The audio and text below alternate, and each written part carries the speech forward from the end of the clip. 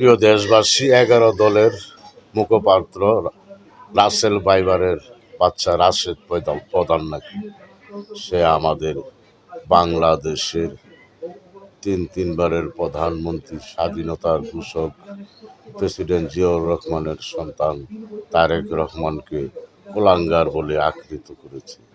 তাকে অতি শীঘ্রই আইনের আওতায় আনা হোক।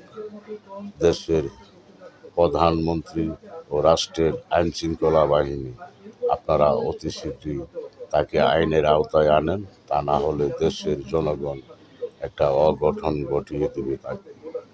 কারণ দেশের জনগণ জানে তারেক রহমানকে বাংলাদেশের প্রধানমন্ত্রী কার সন্তান, সেটা দেশের জনগণ ভালো করে জানে, সব দলে জানে।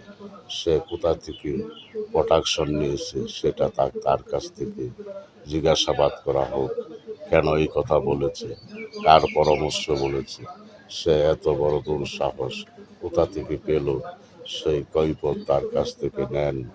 বাংলাদেশের আইন শৃঙ্খলা বাহিনী, আপনারা নীরব থাকবেন না। অতি শীঘ্রই আপনাদের আইনের যেই ধারা, সেই আইনের ধারায় তাকে জিজ্ঞাসা করা হোক বাংলাদেশের সংবিধান মতে।